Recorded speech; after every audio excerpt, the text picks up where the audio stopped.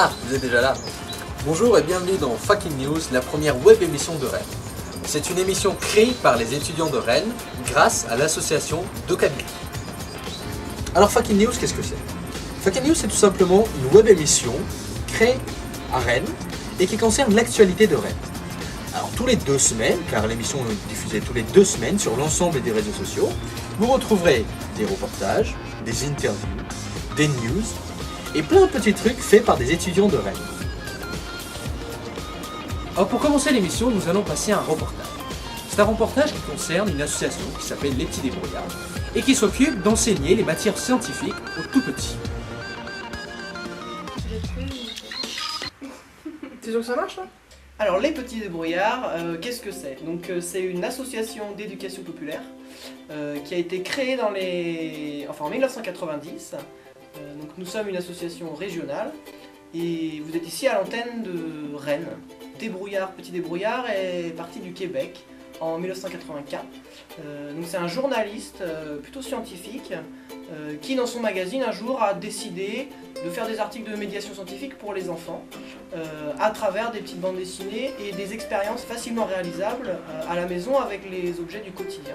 Mais oui, je parlais sur des outils, mais je peux pas dire ça. Moi je peux t'en parler, j'ai pas fait là. Les Débrouillards Bretagne et en France ont 3 gros pôles d'action avec les écoles. Donc il y a d'une part le périscolaire, donc ce qui se passe entre le temps vraiment d'apprentissage à l'école, où on fait un atelier sciences, donc pour le coup, comme l'a dit Antoine, ça peut être des sciences sociales ou bien vraiment des sciences dures. On a aussi toute la vie du club, donc là c'est les enfants qui viennent ou le mardi soir à Rennes ou le mercredi matin et qui viennent donc participer à un club avec... Là pour le coup c'est des enfants qui se connaissent pas et qui viennent faire ça pendant 1h30 contre 1 heure pour les périscopes. Et enfin, de façon beaucoup plus ponctuelle, on a les mini-stages qu'on organise pendant toutes les vacances scolaires en général sur 2-3 jours sur un thème bien précis. Donc là par exemple en janvier on a fait police scientifique et là bientôt on aura donc un mini-stage électronique et informatique.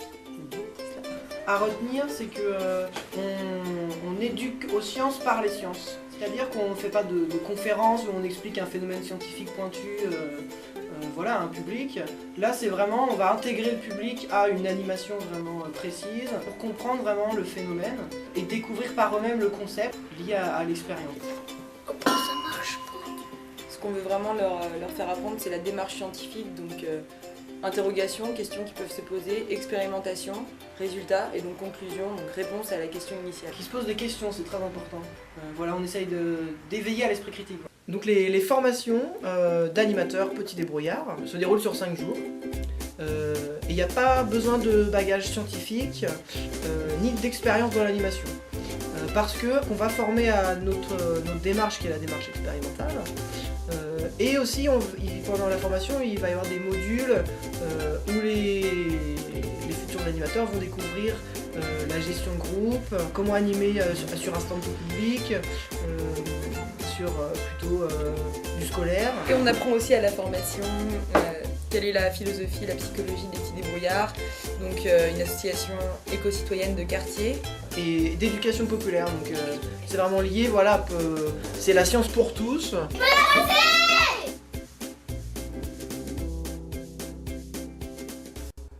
Ça vous a plu? Allez, passons à notre reportage.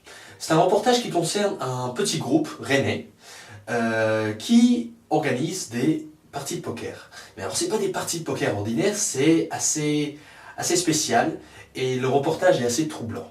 Vous allez voir vous-même.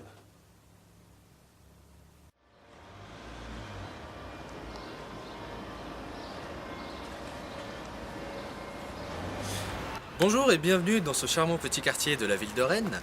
Aujourd'hui, nous n'allons pas faire un reportage sur les crêpes, la fête foraine ou la patinoire, mais sur un petit groupe de joueurs de poker qui se réunit tous les dimanches dans une authentique petite cave pour s'abandonner à leur plaisir favori, je parle bien évidemment de poker.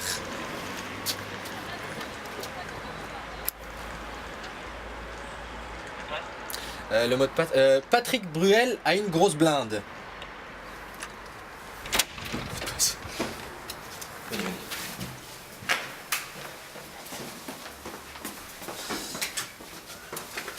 C'est une ambiance un peu particulière.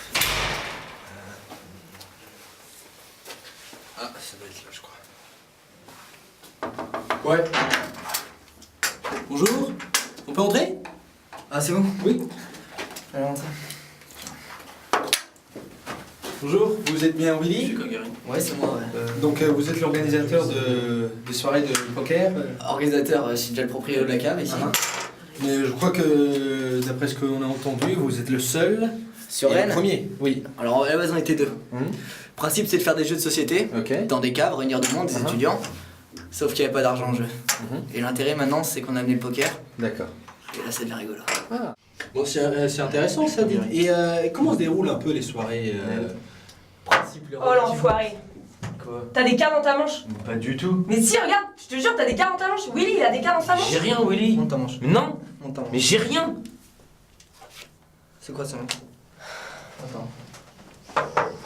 Boris, on a un tricheur là. Qu'est-ce qui se passe? Viens là.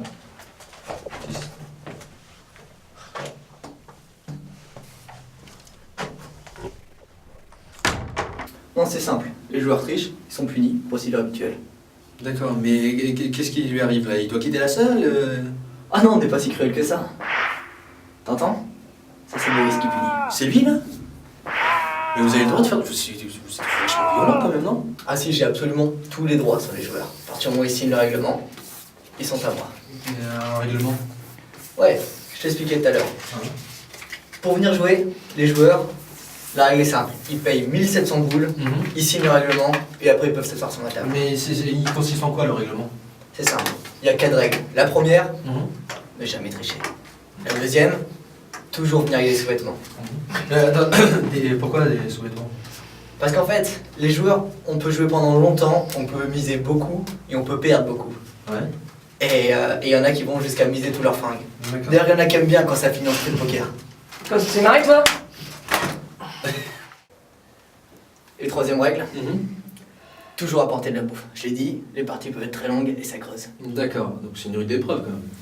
Quatrième règle, surtout ne jamais, jamais, jamais parler du club à quelqu'un d'autre. Quelqu'un l'a fait, je crois qu'il regrette maintenant. Donc comment ça il regrette? Enfin, qu'est-ce qui s'est passé? On l'a écartelé.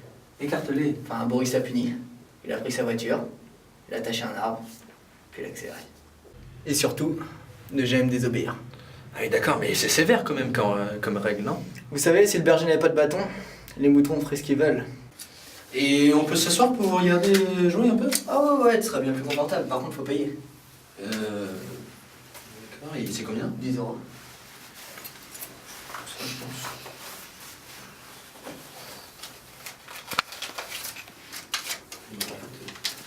Tiens, bouge, plutôt en face. Ah, c'est pas mal. En face. Regarde votre jeu. Bon, c'est une ambiance très tendue. Ouais. Par contre, tu parles pas comme jeu, tu parles pas, ok. Ouais.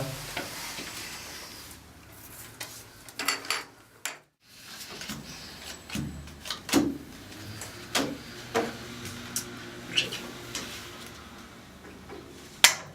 100 €. Putain, tu fais chier, j'ai plus rien, moi. Ça, tu m'aides à compléter ma collection de petites culottes. Ça, tu te couches. Je me couche. Je suis.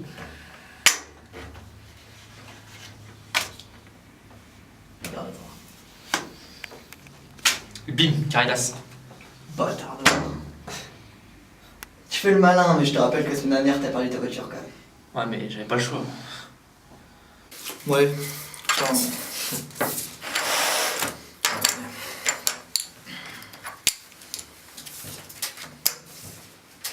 Regardez. Attends, non, dis-moi.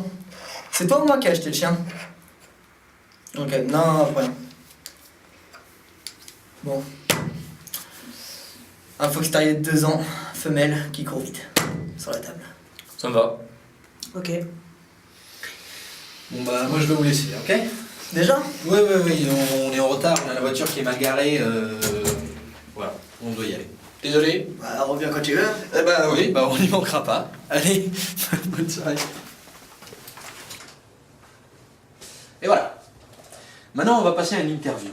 L'interview de Jean Dujardin, Cécile de France et Éric Rochant, bien évidemment, parce qu'ils sont venus à Rennes pour l'avant-première du film Mobius. Alors nous, évidemment, on est allés le voir. Et on a monté cette petite interview pour vous. Monaco. Ivan Rostovski. Les Russes. Потому что операция, о которой пойдет сейчас речь, не допускает ни малейшего промаха. Ростовский говорил обо мне с президентом. Нужен способ его... Ликвидировать. Yvan, je vous présente Alice Raymond qui s'occupe des dérivés de crédit. Enchanté. Vous porterez en micro. Vous voulez que j'espionne mon employeur? C'est en ordre. Si vous aviez travaillé pour moi... Vous auriez perdu de l'argent sale et gagné de l'argent propre. Vous avez un micro sur vous? Grigori Grigorievitch Lyubov, officier du FSB, 3e direction, service économie et technologie. Une pointure. Теперь нужны результаты. Очень быстро. Может стоить его размыкать. Я знавал необыкновенно талантливых агентов, которые вдруг совершали абсолютно необъяснимые промахи. Сами себе подписывали смертный приговор. Что maintenant tu veux? Dans tes bras. Ты с ней спишь? Ты с ней спишь? Да. On l'a retrouvé. Et il a un amant. Qui? Difficile à dire. Je crois que je suis en train de merder sérieusement. Et alors ça fait quoi? C'est pas mal. Suicidaire, mais pas mal. Vous avez passé la nuit dans un hôtel? Ça vous regarde pas. Si vous couchez avec des agents du renseignement, je pense que ça me regarde. C'est pas quelqu'un qui vous caresse facilement, hein. C'est pas quelqu'un de... C'est quelqu'un qui est très habité dans son projet et il part en guerre un peu tous les matins, quoi. Souvent le matin il me disait là on est sur la sellette là putain. Là on a une scène aujourd'hui là, c'est hyper important. C'est super important ce point. Donc il se fout la pression, il me fout la pression. Je pense que c'est une manière de lancer une machine et puis après on travaille, on rentre dans le bois dur. Ouais. Un côté coach sportif un peu quoi. Non mais ça il faut le suivre, enfin je veux dire en même temps c'est un mariage, il faut qu'on soit heureux aussi. On a mis la barre assez haut quoi, donc c'était un... Mais c'est pas facile au début hein, quand on se connaît pas, c'est vrai. On apprend à se connaître au fur et à mesure, on est dans les premiers jours, on se drague un peu, on sait pas, et lui il faut qu'il fasse un peu le deuil de son écriture et de son personnage, ce qu'il a fantasmé, donc il nous laisse rentrer aussi un peu dans les cases, voilà, c'est une... Et puis il avait vraiment chaque scène en tête très précisément, donc il sait ce qu'il veut, et ça c'est bien. Enfin, moi en tout cas, je trouve ça vachement rassurant d'être aidé par quelqu'un qui sait précisément ce qu'il veut. Mais pour revenir sur... donc c'est des bosseurs. Je pense qu'il y a deux types d'acteurs dans la vie. Il y a des acteurs qui sont des très grands techniciens. Il y a des techniciens, ils savent faire les choses. Ils savent les feindre très bien. Ils sont très forts. Et puis il y a des acteurs qui sont plus intuitifs, qui donnent la vérité, qui sont sincères. Voilà. Et les très grands techniciens peuvent être bien meilleurs que les acteurs intuitifs, fournir un bien meilleur travail. Sauf que au niveau d'excellence, au top de l'excellence, les acteurs intuitifs sont un peu plus forts parce qu'ils donnent de la vérité. Et les scènes où ils s'observent, avec ces gros plans, avec des gros plans qui mentent pas, hein. Quand on fait des plans sur les yeux, ça ment pas. Toutes ces scènes, puisqu'on est dans le monde de l'espionnage, il y a beaucoup d'observations, beaucoup de regards. Là, vous ne pouvez pas faire le technicien. C'est impossible, parce que justement, la caméra est très près. Vous ne pouvez pas avoir un petit truc de regard, de position, où vous dites, tiens, ça va faire ça, ça va faire genre ça, et ça va... Voilà. Non, ils sont obligés de penser ce qu'ils font. Ils sont obligés de le sentir. Et c'est là que... Je pense que s'il y a de la magie, c'est là qu'elle opère, c'est que moi je me mets très proche d'eux, je leur dis ce qu'ils doivent ressentir, mais eux ils le ressentent. Et c'est ça, là, la vérité. Et c'est pour ça que ces scènes d'observation sont enfin, moi je trouve qu'ils ont été au top de ce qu'ils donnaient, quoi, parce qu'en fait, ils les ont pas feintes et ils sont capables, l'un et l'autre, d'être extrêmement, de ressentir les choses, d'être extrêmement sincères. Et dans les regards, ça, alors là... Et dans les mains. Dans les mains, dans les regards, dans le souffle. Ça ne s'invente pas et ça ne se feint pas. Il n'y a pas de feinte. Voilà, donc ça va, c'était un compliment. Carrément. Très beau. Vous avez dit que vos personnages étaient forcément différents. Ils ont apporté le charme, Ça, je peux pas l'inventer, je peux même pas imaginer à quoi il peut ressembler quand j'écris. Donc le charme, l'incarnation, le charme, la fragilité, je peux pas la théoriser celle-là, c'est-à-dire la complexité. Ce que fait Jean à la scène du restaurant, ce qu'ils font tous les deux d'ailleurs dans la scène du restaurant à la fin, quand ils réalisent peu à peu ce qui est en train de se jouer, ça, moi je peux pas l'inventer, je peux pas Donc là ils apportent leur humanité et leur sensibilité, tout en restant les personnages. Donc c'est vrai que voilà, ils ont pour moi ils ont surpassé ce qui était marqué dans le scénario. Ça va, c'est des compliments?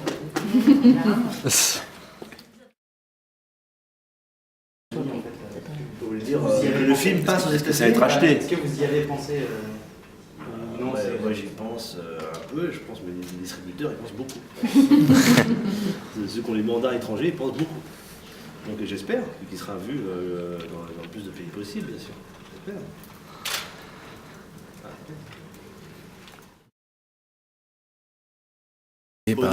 Au début c'était sans calcul.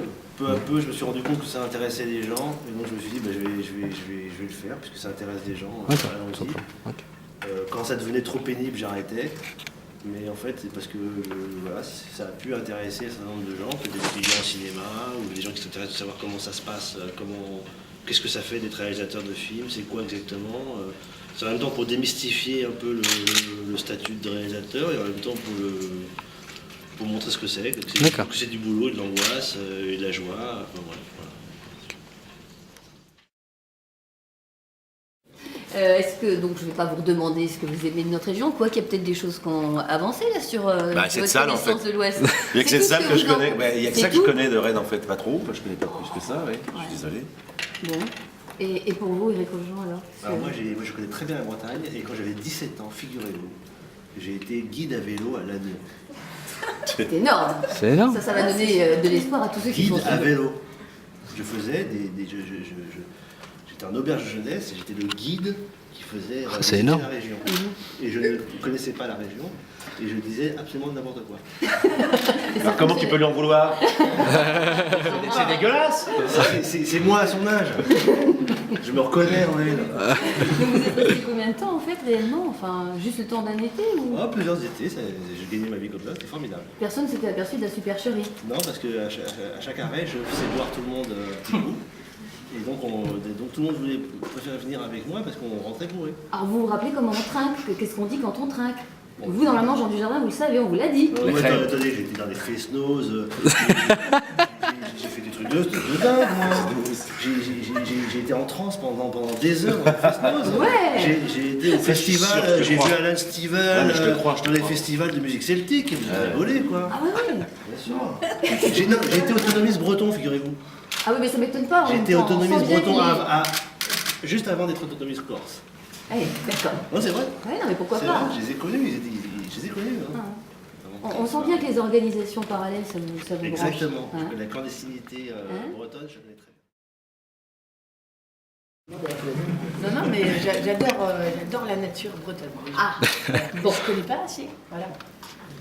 À vous de me faire découvrir. Emmenez-moi. On parle plus du film, là.